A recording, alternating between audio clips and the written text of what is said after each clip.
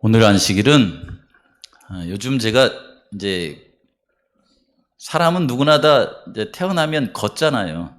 그래서 여기 제목을 걷기. 요즘 이제 걷는 사람을 워커라고 이렇게 이제 표현을 해서 그걸 또 뭐 대단하게 이렇게 알아주고 그런 시대더라고요. 옛날 같으면 뭐 다 걷는 건데 그렇잖아요. 그래서 걷기와 그 다음에 전도. 우리는 예수님 안에서 거듭나서 사는 동안에 주님 재림할 때까지 전도하는 것은 우리의 사명이고 버릴 수 없는 거잖아요. 그래서 이 부분을 같이 말씀을 나누는데 좀 걷는 것과 전도하는 것에 에너지를 조금 이렇게 부여해 가지고 한번 말씀을 같이 좀 나눠봤으면 좋겠습니다. 여기 요한복음 5장 8절 9절에 있는 말씀에 예수께서 이르시되 일어나 네 자리를 들고 걸어가라 하시니 그 사람이 곧 즉시로 이 말입니다. 곧 나와서 자리를 들고 걸어가니라 이 말씀입니다. 걷는 얘기가 나오죠. 그냥 제가 말씀드리고자 하는 말씀하고 성경절에 있는 말씀이 유사해서 같이 넣었고 또 503장 찬양도 그렇게 해서 제가 함께 불렀습니다. 요즘 이제 코로나가 우리 주변에 요즘 하루에 제주도가 확진자가 몇 명이나 되나요? 그렇죠. 예전에는 막 30명에서 40명 올라가도 와 이렇게 했었는데 한 뭐 500명 막 그 선을 올라갔다 내려오니까 100명도 약간 긴장감이 사라져 버렸죠. 그렇죠. 저는 더 사라졌어요. 걸렸다가 예. 그래서 이제 이 코로나 그러면은 피해 다녀야지 이게 아니라 이제 위드 코로나라는 말이 현실감 있게 다가와요. 코로나하고 이제 같이 살아야지라는 생각이 이렇게 드는데 요즘 이제 코로나 걸리면은 병원에서도 한 열흘 정도 치료 기간을 두더라고요. 그래서 젊은 사람들 같은 경우는 일주일 정도 자가격리하고 3일 정도 조심하라. 그래서 다른 사람 접촉하지 말고 살아라 해서 열흘의 시간을 주고 연세 드신 분들도 이제 뭐 매일마다 전화해가지고 오늘 열은 어떠세요? 맥박은 어떠세요? 이거 며칠 동안 이렇게 검사한 줄 아세요?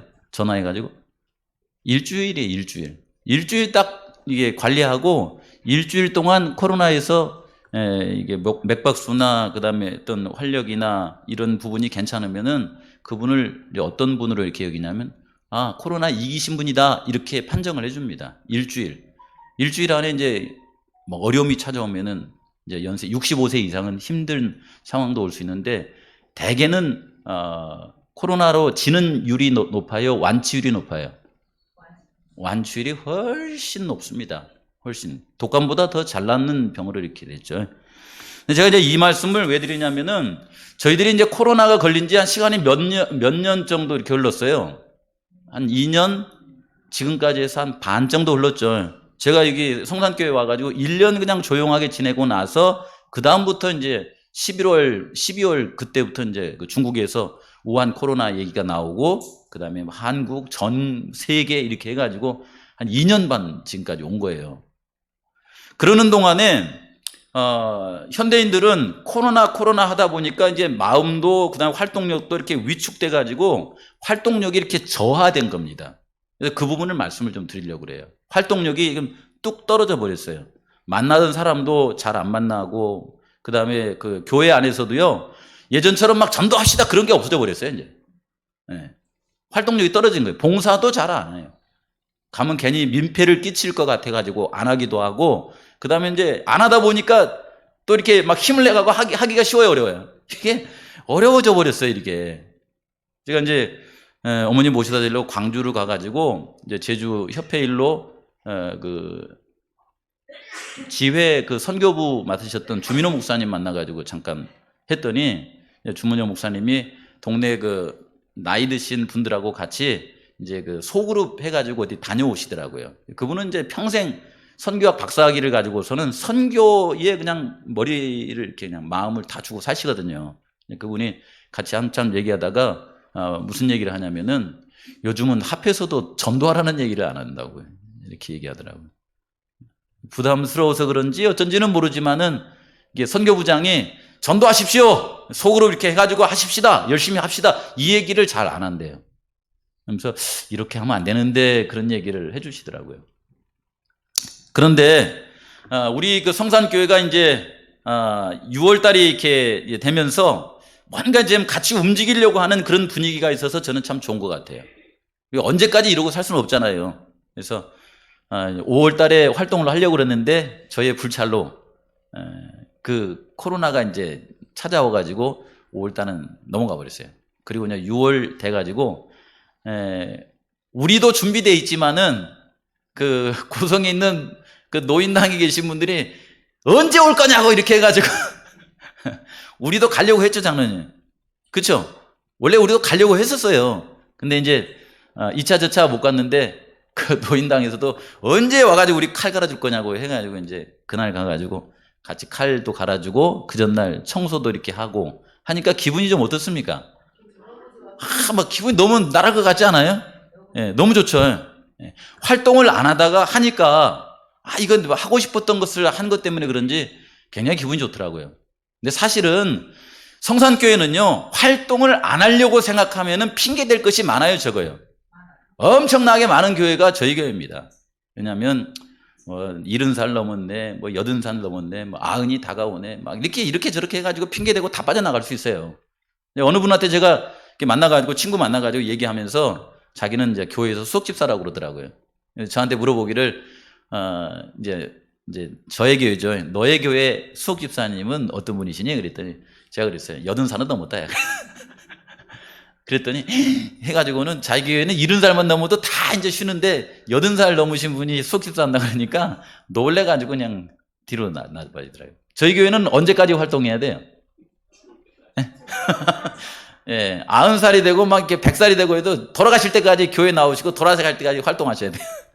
사실은 생각해보면은 70살 돼가지고 모든 일 딱 이렇게 수도하고 그냥 교회 쉬면서 다니는 게, 그 다음에 80살 되면은 이제 교회도 가지 말고 집에서 이렇게 쉬는 게 축복일까요? 아니면 돌아가실 때까지, 예수님 오실 때까지 교회 나오는 게 축복일까요? 나오는 게 축복입니다. 그렇죠. 그때까지 막 활동력이 게 왕성해가지고 그냥 저기 교회 걸어서 나오시고, 그 다음에 쓰레기도 주우러 가시고, 그 다음에 지방 신문에 막 이렇게 90살 되신 분이 지역 청소를 위해서 이렇게 나왔습니다. 이렇게 하면은 귀감이 되잖아요. 그런 생각이 듭니다. 그래서 6월 달과 7월 달에는 이제 저희 교회가 계획하고 있는 것이 청소 봉사 계속해서 하고, 방충망 봉사, 칼갈이 봉사, 걷기 프로그램, 이런 것을 늘 생각하고 있었는데 한번 해보자. 날씨가 좀 더워지지만은 또 이렇게 타이밍이 이렇게 되니까 하나님께서 기회를 주시니까 우리 영적인 건강과 육체적인 건강을 위해서 이거 한번 해보자라고 하는 계획을 짤 쯤에 이제 오늘 말씀을 이렇게 같이 준비한 겁니다. 요한복음 5장에 있는 그 말씀은요, 예수님께서 공생의 시를 하시는 중에 공생애 시작하고 나서 한 1년 반, 두 번째 유월절을 맞이할 그쯤에 있었던 말씀이 요한복음 5장에 있는 말씀이에요. 예수님께서 예루살렘에 올라가셔가지고 베데스다 연못가 있죠. 그곳에 가셔가지고 누구를 만났냐면은 몇 년 동안 몸을 안 쓰고 있었어요. 38년. 왔다야.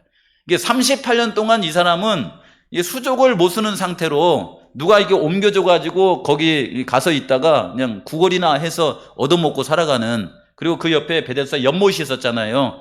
그 연못에 소문에 의하면은 그 연못이 이렇게 동할 때에 먼저 이렇게 들어가면은 치료를 받는다더라 해가지고 거기 와서 살던 사람이 이 사람입니다. 거기에 예수님께서 이제 공생에 1년 반쯤 됐을 때 찾아가신 거예요.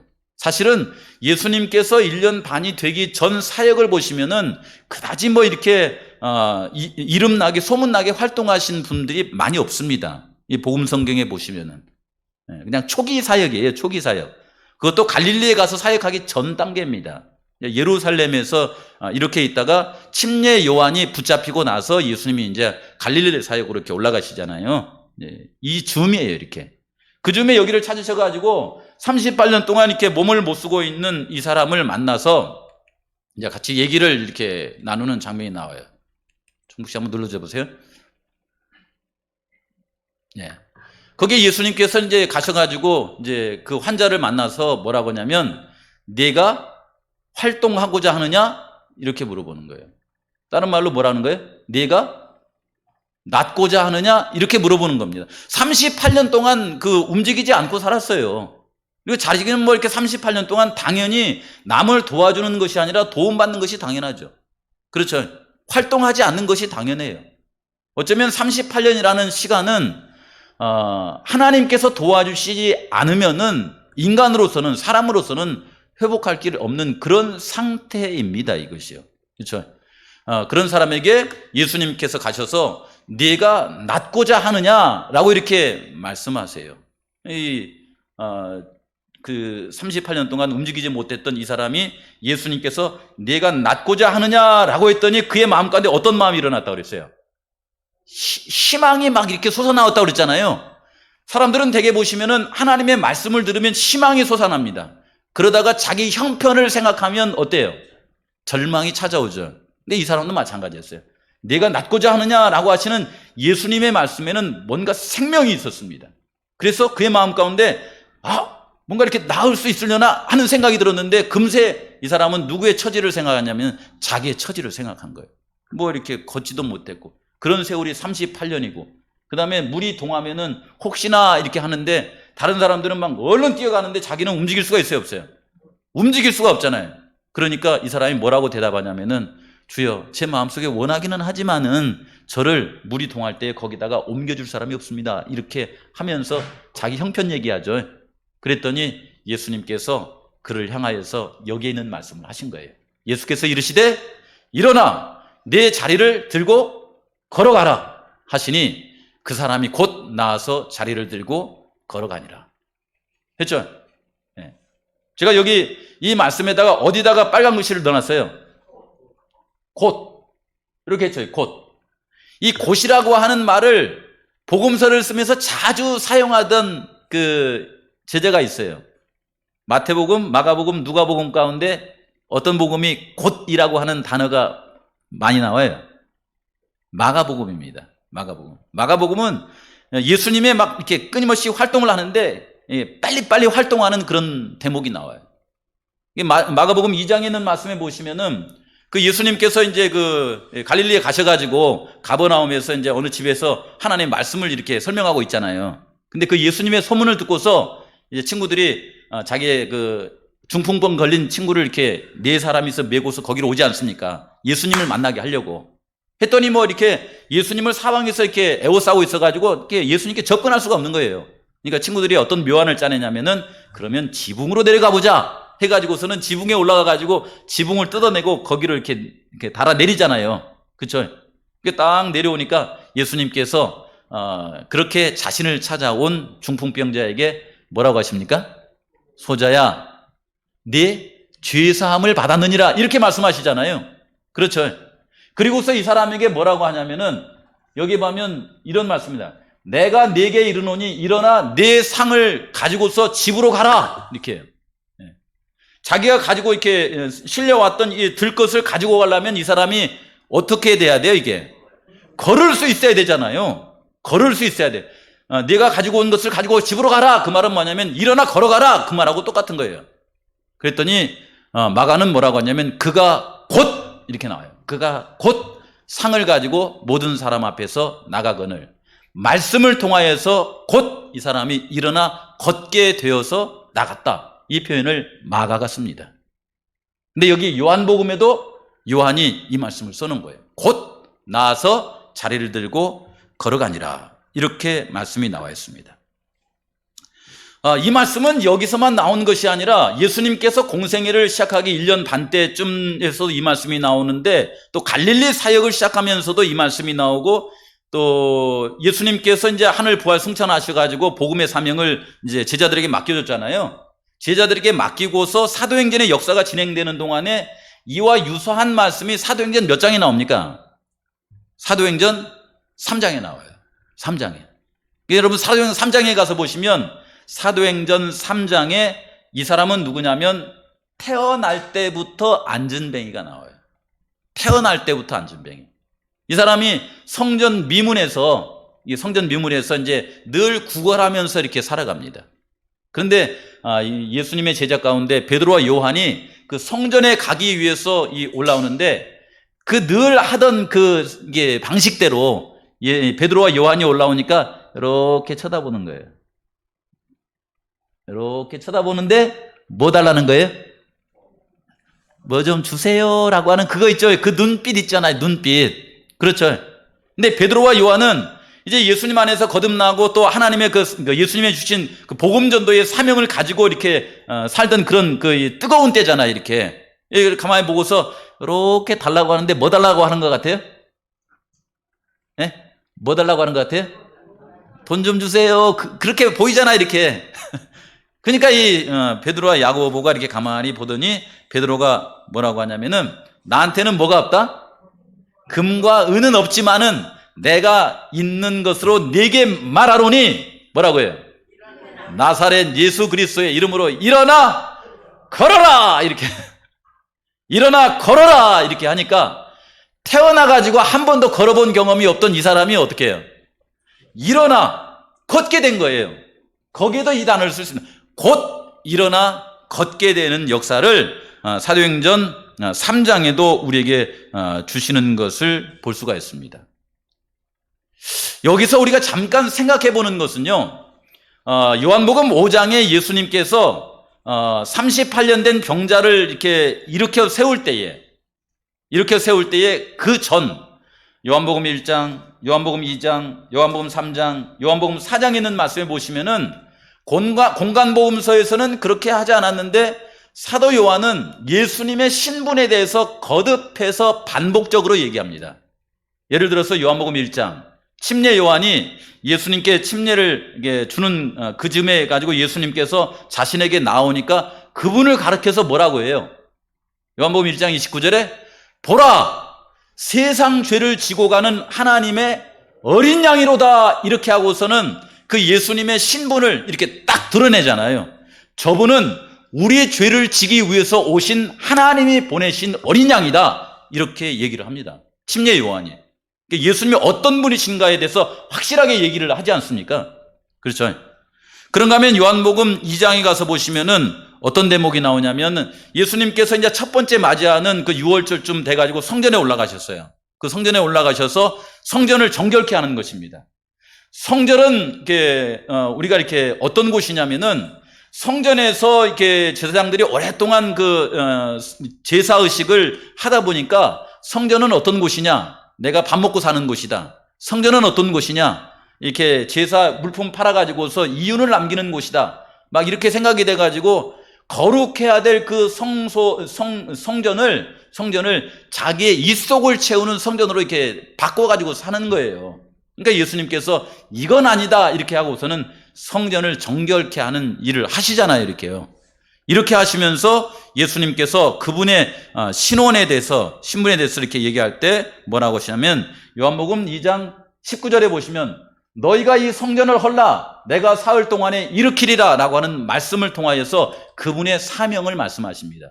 너희가 이 성전을 헐라 라고 하는 것은 예루살렘 성전을 가리키는 것이 아니라 누구를 가리키는 거였어요? 예수님 자신을 가리키는 거였어요. 이 성전을 헐라 라고 하는 것은 뭐냐면 나를 십자가에 매달라는 거예요. 그렇죠? 그리하면 어떻게 되리라? 3일 만에 다시 일어서리라. 이 말씀을 하죠. 예수님의 사명에 대한 말씀을 여기서 언급한 것입니다. 요한복음 3장에 보시면은 니고데모와의 대화 가운데 또 이렇게 반복해서 이렇게 그분의 신원에 대해서 말씀하시는 거예요. 요한복음 3장에 예수님이 니고데모에게 거듭나야 산다라고 하는 말씀을 이렇게 하시는 동안에 니고데모는 어떻게 해야 거듭나지 하잖아요. 그럴 때 예수님께서 3장 14절 15절에 모세가 광야에서 뱀을 든 것 같이 인자도 들려야 하리니 이는 저를 믿는 자마다 영생을 얻게 하려 하심이라. 쉽게 말하면 예수님이 인자잖아요. 모세가 뱀을 든 것처럼 십자가에 들려야 한다. 그래야 너희들이 거듭나서 하나님의 자녀가 될 수 있다. 이 얘기를 하시는 것입니다. 요한복음 4장에도요. 사마리아 여인을 만나가지고서는 이렇게 대화를 하다가 마지막 부분에 가서 그분에 대해서 자신이 어떤 분인가를 이렇게 얘기해 줍니다. 그분이 메시아라고 하는 걸 얘기해 주시죠. 그렇죠. 이분께서 이제 요한복음 5장에 그분의 사역을 하시는 겁니다. 하셔서 그 베데스다 연못가에 오셔가지고서는 38년 된 병자를 바라보면서 일어나 내 자리를 들고 걸어가라, 이 말씀을 하신 거예요. 이 말씀을 그 사도행전 3장과 연결해서 가만히 묵상해 보시면은 뭘로 이렇게 느끼냐면은, 베드로가 은과 금과 은은 내게 없으되 내가 내게 있는 것으로 내게 말하노니 뭐라고 그랬어요? 일어나 걸어가라, 이렇게 했습니까? 그렇게 하지 않았어요.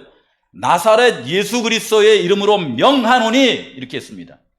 요한복음 5장은 나사렛 예수 그리스도께서 말씀하신 것이고, 사도행전 3장에서는 베드로가 나사렛 예수 그리스도의 이름을 믿고 그분의 이름으로 말씀한 거예요. 일어나 걸어가라, 이렇게 말씀하신 거예요. 그랬더니 이 환자가 이렇게 나아가지고 걸어가는 그런 모습이죠. 그렇죠. 이 모습은 우리에게 굉장한 깊은 감동을 주는 것 같아요. 감동을. 잠깐 그런 생각을 해봤어요.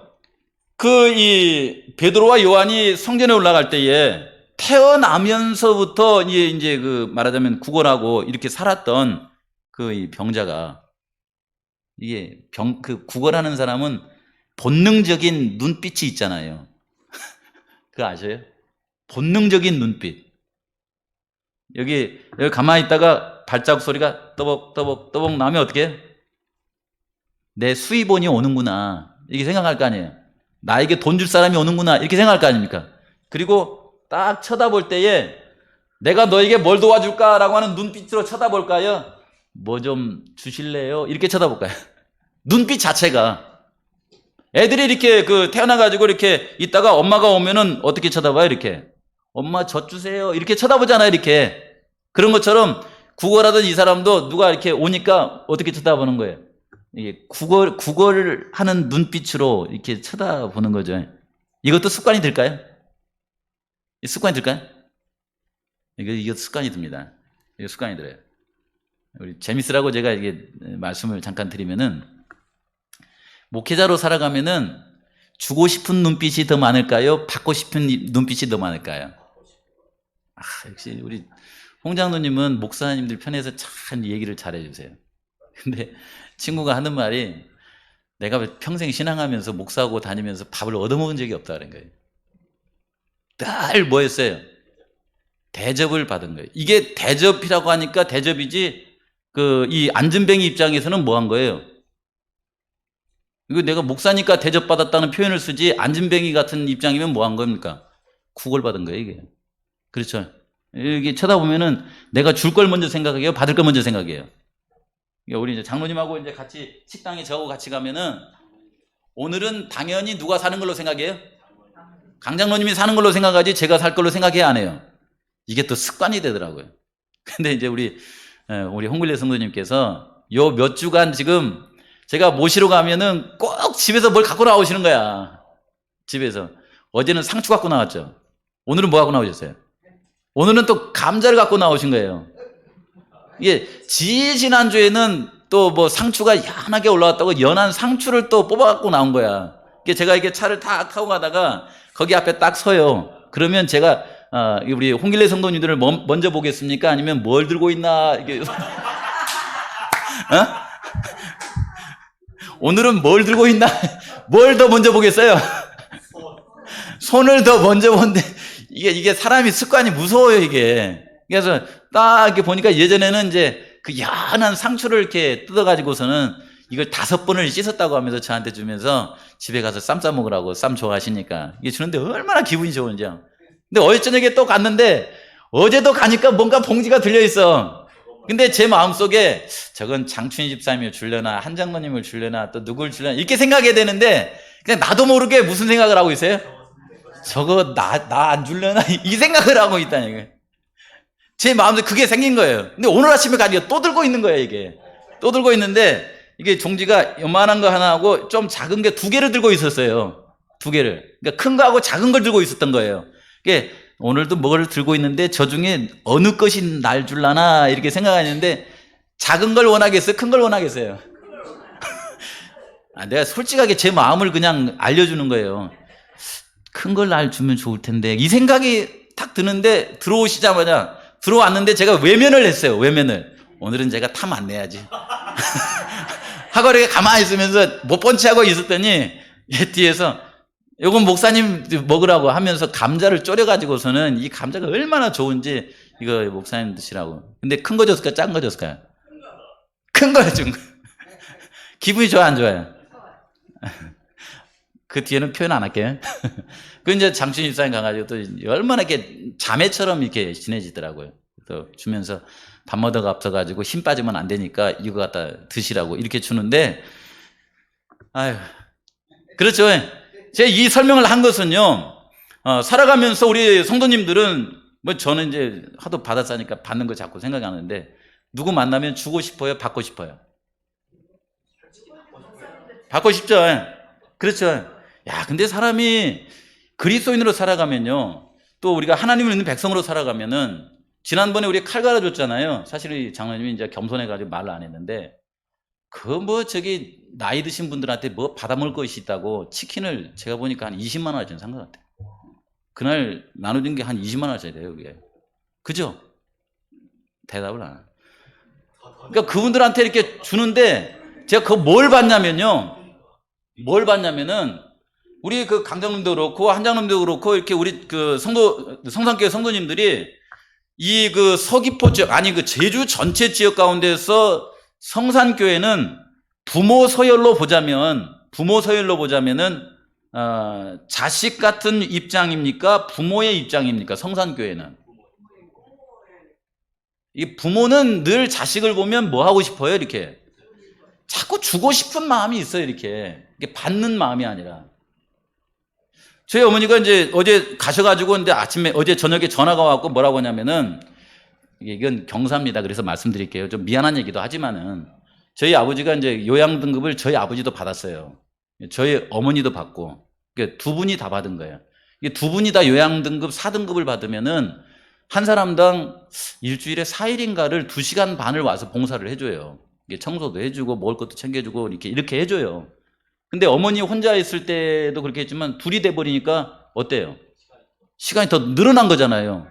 오래간만에 저희 아버지가 이제 목욕 봉사를 어제 받으셔가지고 막 기분이 너무 업되셨더라고요. 이렇게 하는데 저희 어머니가 전화를 해가지고 뭐라고 하냐면은, 한 사람 잘라버려야!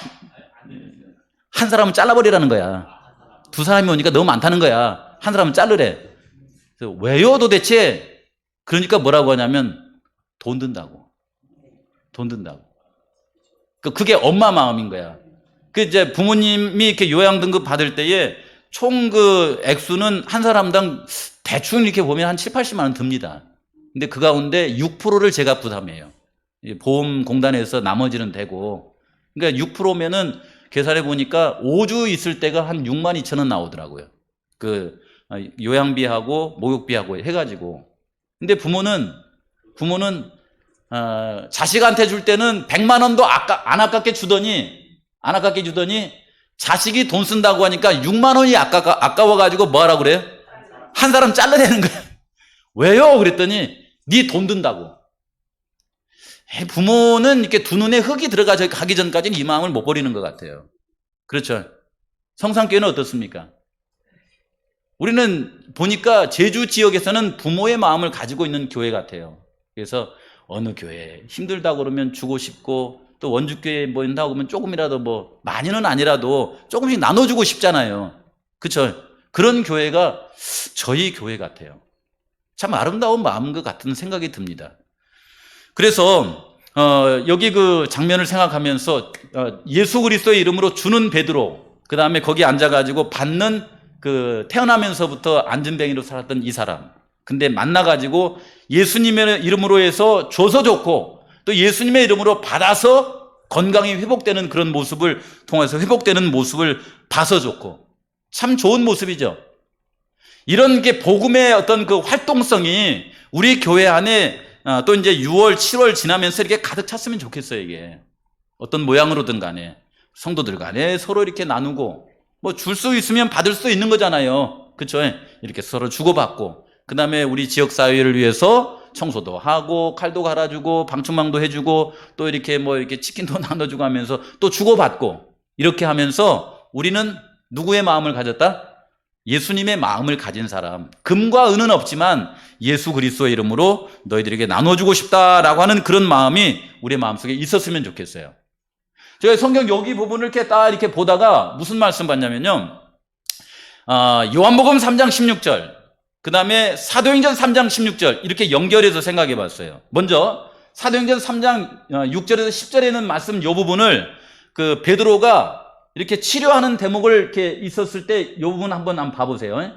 베드로가 가로되 이렇게 했죠. 읽었으니까 읽지 말고요. 반응이 이렇게 나왔어요. 7절부터 같이 읽어봅시다. 시작. 오른손을 잡아 일으키니 발과 발목이 곧 힘을 얻고 뛰어 서서 걸으며 그들과 함께 성전으로 들어가면서 걷기도 하고 뛰기도 하며 하나님을 찬송하니 모든 백성이 그 걷는 것과 찬송함을 보고 그가 본래 성전 미문에 앉아 구걸하던 사람인 줄 알고 그에게 일어난 일로 인하여 심히 뭐였어요? 놀랍게 여기며 놀랐다가 이런 대목이 나오죠. 그렇죠. 네. 이게 하나님의 말씀이니까 처음 들을 때는 놀랬다가 반복해서 들으니까 그러려니 하다가 지금은 들으면 우리 성도님들은 여기 현장에서 보던 사람들처럼 막 은혜가 와요, 안 와요? 그냥 또 저 얘기구나 이렇게 쉽죠. 그렇잖아요. 그런데 제가 이렇게 성경을 보면서요, 요한복음 3장 16절에 이것은 불변의 진리잖아요. 불변의 진리. 예수님이 우리를 죄 가운데서 구원하신 얘기잖아요. 하나님이 세상을 이처럼 사랑하사 독생자를 주셨으니 이는 저를 믿는 자마다 멸망치 않고 영생을 얻으리라. 아멘입니까? 아멘이니까. 그렇죠. 근데 이게 똑같은 3장 16절에 사도행전 3장 16절은 뭐라고 했냐면 그 이름을 믿음으로 그 이름이 너희가 보고하는 이 사람을 뭐하게 하였느니라? 건강하게 하였느니라 이렇게 나와요. 구원한다는 말을 다른 말로 성하게 하였다 이렇게. 성하게 하였나니 예수로 말미암아 난 믿음이 너희 모든 사람 앞에서 이같이 완전히 낫게 하였느니라. 요한복음 3장 16절에도 아멘이고 사도행전 3장 16절에도 아멘입니까? 저런 역사가 우리 교회에서 일어나면 좋겠어요. 구원도 받고 마음도 이게 회복하고 몸도 회복하는 일이. 근데 시간이 지나면서 밑에 것은 믿어요. 왜냐하면 눈에 안 보이니까. 그렇죠? 근데 위에 것은 저 일이 일어나려면 눈에 보여야 되잖아요. 이렇게. 그렇죠? 저기에 대해서는 일어날까? 이렇게 하잖아요. 근데 저 역사도 우리 교회에 함께 일어났으면 좋겠다라는 그런 생각이 이렇게 들더라고요. 근데 밑에 것도 하나님의 권능으로 일어나지만 지난 시간에 말씀드렸죠? 예를 들면 하나님께서 주시는 하나님의 권세 있잖아요. 그걸 제가 지난 시간에 뭐라고 그랬어요? 엑수시아라고 이렇게 했잖아요. 하나님의 권능. 이 하나님의 권능은 뭐와 같냐면요, 이런 겁니다. 여기 밑에 뭐가 있어요? 여기 뭐예요 이거요? 안 보여요? 이게 마패예요, 마패. 제가 사는 남원 있죠? 저 남원에 변사또가 거기 발령을 받았잖아요. 변사또가 와가지고서는 정부에서 주는 일반적인 권한으로 거기서 뭐 하고 있어요? 고을을 다스리는 동안에 자기의 입속을 채우면서 이 춘향이가 예쁘니까 춘향이를 불러다가 뭐라고 합니까? 춘향아, 네가 내 수청을 들 수 있겠느냐?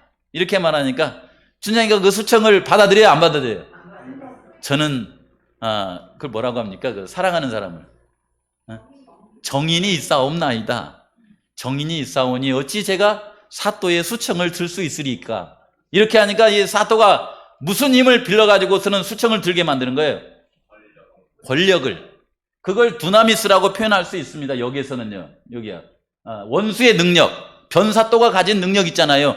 요걸 가지고서는 네가 만약에 수청을 안 들면은 이렇게 할 테인데 그래도 수청을 안 들겠느냐? 했더니 이 춘향이가 저는 정인과의 이 사랑을 깰 수 없사오니 차라리 저의 목을 가져가 주십시오. 이렇게 하잖아요. 그리고서 이제 변사또의 생일날 드디어 이제 그 춘향이를 이렇게 할 날이 왔잖아요. 그럴 때에 한창 그 잔치가 이렇게 무르익었을 때에 갑자기 누가 나타나요? 정인이 나타나잖아요. 정인. 누구예요, 그게? 이도령이 나타나잖아요. 이몽룡이가 이게 나타나가지고는 같이 막 이렇게 얘기하다가 이거 사실이구나 이렇게 하더니 잠시 이렇게 밖에 나가가지고서는 이제 복장 갈아입고 있잖아요. 복장 갈아입고 뭐라 그래요? 마패를 딱 이렇게 들면서 아멘거사 뭐라 그래요? 출두라고 하는 말은 뭐냐면은 머리를 내민다 이 말입니다. 예수 그리스도의 머리를 내민듯이 아멘거사의 머리를 내민다는 것이 하고 출두라고 그래요. 출두라고 그래요. 강조하면서 뭐라고 하냐면 출두요 이렇게 하잖아요.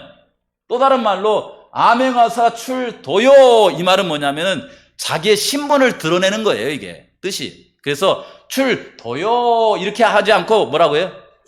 출도요 이렇게 하는 거예요. 강조해서 하는 거예요.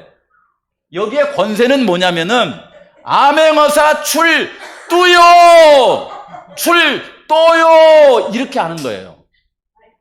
여기에 아멘거사의 권세는 뭐냐면은 임금이 어명으로 혹시 다니면서 이렇게 부정부패하는 그런 관리가 있거든 바로 잡으라고 준 권세입니다. 이것이요. 아담과 하와가 잃어버렸던 그 권세를 하나님께서 다시 예수님께서 회복시켜 주셔서 그걸 누구한테 주는 거예요? 우리한테 주는 거예요. 우리한테 주면서 다니면서 어떻게 봉사라고 하냐면은 여기에 원수를 제어할 권능 엑수시아 이게 통치력이에요. 이게 이걸 주면서 아멘거사 출두요 출도요 이렇게 하면서 예수 그리스도의 이름으로 명하노니 일어나 자리를 두고 걸어가라 라고 하는 그런 일을 하나님의 예수님의 권세로 하면서 살아가라고 우리를 택해 주신 거예요. 힘이 있어요 없어요? 우리 자신으로서는 힘이 없지만은 하나님의 말씀으로서는 이런 힘이 있다라는 것입니다. 이런 것은 보통 변사또의 그 가진 힘을 능가합니까? 이게 어디에 쓰냐면요. 우리가 예수 그리스도를 영접하면 하나님의 나라에 하나님의 자녀가 되는 뭘 준다고 그랬어요? 권세를 준다고 할 때 요걸 쓸까요? 요걸 쓸까요? 요거 아니고 요거예요. 그건 하나님의 권세로 주는 거예요. 마귀가 그러는 거예요. 못 뺏깁니다. 이렇게 할 때 뭐라고 하냐면 아멘거사 출두요 하면서 너 저리 꺼져 하면서 너는 이 사람은 내 안에서 거듭났기 때문에 하나님의 자녀 권세를 갖는 거야. 이렇게 한다는 겁니다.